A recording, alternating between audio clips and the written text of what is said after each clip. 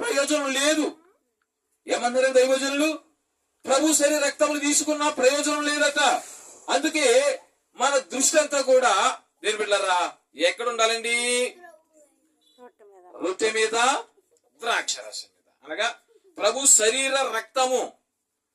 రొట్టె అనగా శరీరానికి సాదృశ్యము, ద్రాక్ష రసము ప్రభు రక్తానికి సాదృశ్యంగా కనబడతా ఉన్నది. కనుక దేని బిడ్డలారా మన దృష్టి అంతా కూడా ఎక్కడ ఉండాలండి? ప్రభు యొక్క శరీర రక్తాల మీదే ఉండాలి. దేవస్తోత్రం కలుగునగాక. దేని బిడ్డలారా దైవజనులందరూ మీ మనసు ప్రభు యొక్క పరిశుద్ధ శరీరము వంకే ఉండవాలని ఏమన్నారండి? మీ మనసు ప్రభు యొక్క దేని బిడ్డలారా ప్రభు యొక్క పరిశుద్ధమైన శరీరము వంకే ఉండాలి.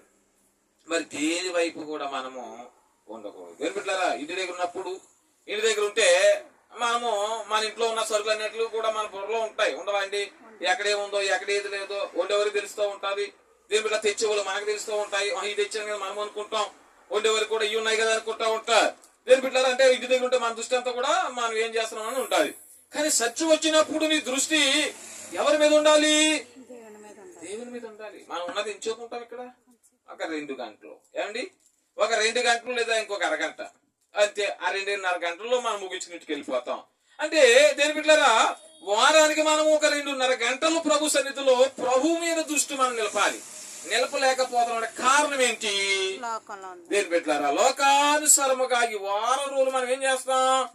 లోకానుసరంగా కనపడుతూ ఉంటాయి. మన కళ్ళన్నీ లోకం మీదకి వెళ్తూ ఉంటాయి. కాబట్టి మన దృష్టి అంతా కూడా అలాగే ఉంటుంది.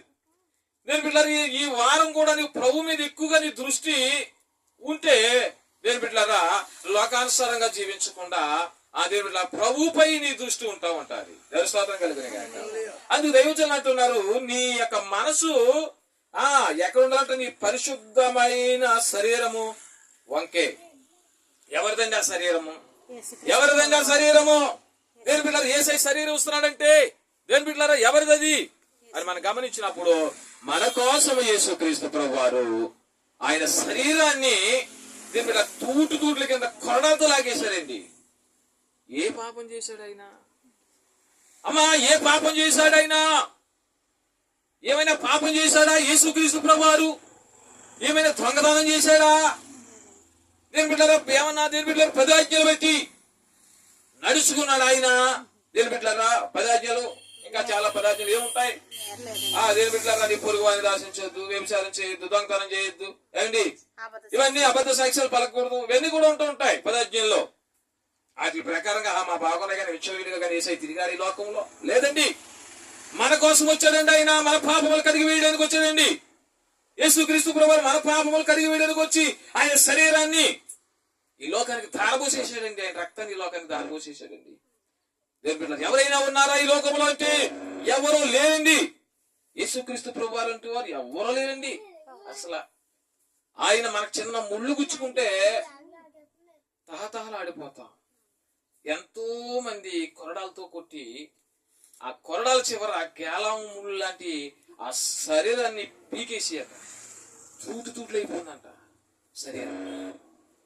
మోయలేని భారము మోసలేండి అయినా మనం ఒక 20 కేజీలు మోయలేక ఈ రోజుల్లో బలాలు లేవు. ఏమండి? ఆయనకి మరి ఎంత బరువు ఆయన మీద పెట్టారండి శిలువ. నిజానికి ఆయన నడుస్తూ వెళుతుంటే ఆ రోజుల్లో తారు రోడ్లు ఉన్నాయా? ఏమండి? రాళ్ళు రప్పలు. నేను బిడ్డలారా మొన్నటి రా కూడా మట్టి రోడ్లు ఎలాగుండి